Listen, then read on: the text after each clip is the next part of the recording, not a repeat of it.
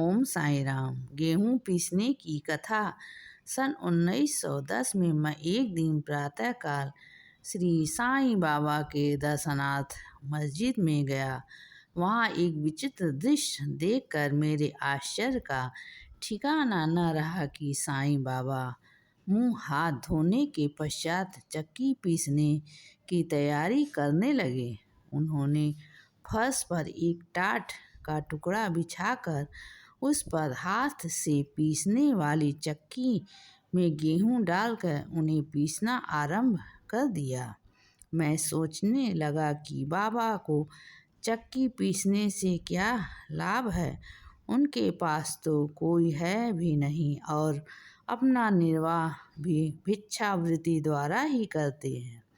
इस घटना के समय वहाँ उपस्थित अन्य व्यक्तियों की भी ऐसी ही धारणा थी, परंतु उनसे पूछने का साहस किसे था। बाबा के चक्की पीसने का समाचार शीघ्र ही सारे गांव में फैल गया और उनकी यह विचित्र लीला देखने के हेतु तत्काल ही नर नारियों की भीड़ मस्जिद की ओर दौड़ पड़ी।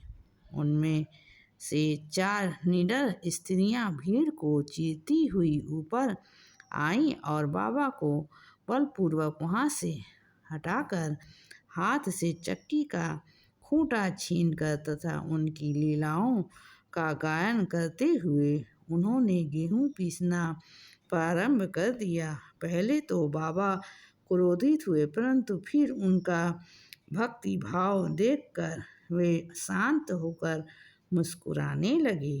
पीसते पीसते उन स्त्रियों के मन में ऐसा विचार आया कि बाबा के न तो घर द्वार है और न इनके कोई बाल बच्चे हैं तथा न कोई देख रेख करने वाला ही है।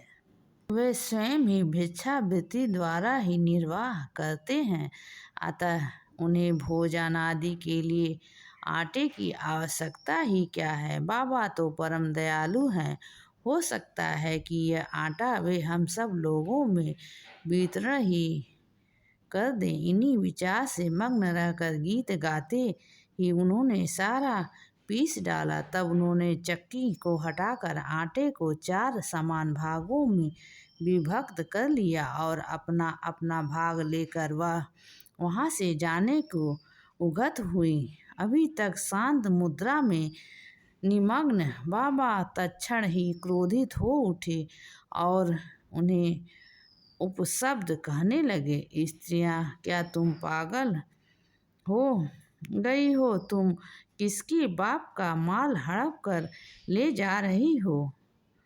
क्या कोई कर्जदार का माल है जो इतनी आसानी से उठा कर लिए जा रही हो?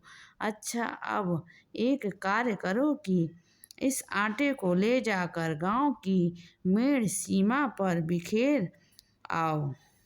मैं शिरडी वासियों से प्रश्न किया कि जो कुछ बाबा ने अभी किया है उसका यथार्थ में क्या तात्पर्य है। उन्होंने मुझे बतलाया कि गांव में वृश्चिका हैजा का जोरों से प्रकोप है और उसके निवारणार्थ ही बाबा का यह उपचार है। अभी जो कुछ आपने पीसते देखा था वह गेहूं नहीं वरना वृश्चिका हैजा ही थी जो पीस कर नष्ट भ्रष्ट कर दी गई है। इस घटना के पश्चात सचमुच वृश्चिका की संक्रामकता शांत हो गई और ग्रामवासी सुखी हो गए।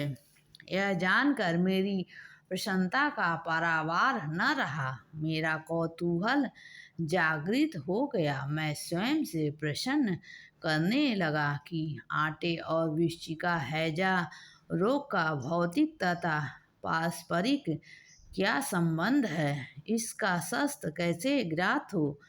घटना बुद्धिगम्य ही सी प्रतीत नहीं होती। अपने हृदय की संतुष्टि के हेतु इस मधुर लीला का मुझे 4 शब्दों में महत्व अवश्य प्रकट करना चाहिए। लीला पर चिंतन करते हुए मेरा हृदय प्रफुल्लित हो उठा और इस प्रकार बाबा का जीवन चरित्र लिखने के लिए मुझे प्रेरणा मिली। यह तो सब लोगों को विदित ही है कि यह कार्य बाबा की कृपा और शुभ आशीर्वाद से सफलतापूर्वक संपन्न हो गया। आटे पीसने का तात्पर्य शिरडी वासियों ने इस आटा पीसने की घटना का जो अर्थ लगाया वह तो प्राय ठीक ही है, परंतु उसके अतिरिक्त मेरे विचार से कोई अन्य भी अर्थ है।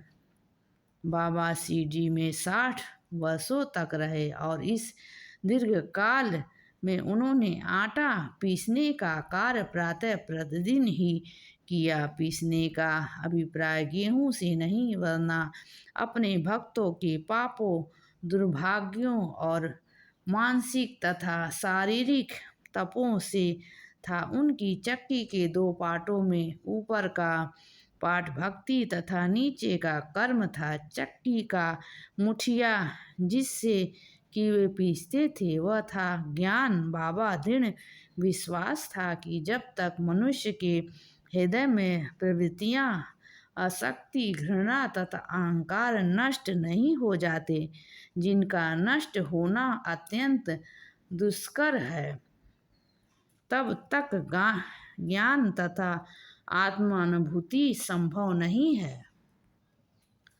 यह घटना कबीर दास जी की अपने दतन रूप घटना की स्मृति दिलाती है। कबीर दास जी एक स्त्री को अनाज पीसते देखकर अपने गुरु निपति निरंजन से कहने लगे कि मैं इसीलिए रुदन कर रहा हूँ कि जिस प्रकार अनाज चक्की में पीसा जाता है उसी प्रकार मैं भी भवसागर रूपी चक्की में पीसे जाने की यातना का अनुभव कर रहा हूँ। उनके गुरु ने उत्तर दिया कि घबराओ नहीं, चक्की के केंद्र से जो ज्ञान रूपी दंड है उसी को दृढ़ता से पकड़ लो। जिस प्रकार तुम मुझे करते देख रहे हो, होश उसी दूर मत जाओ, बस केंद्र की ओर ही अग्रसर होते जाओ और तब यह निश्चित है कि तुम इस भवसागर रूपी चक्की से अवश्य ही बच जाओगे। ओम साई राम, ओम साई राम। सबका मालिक एक।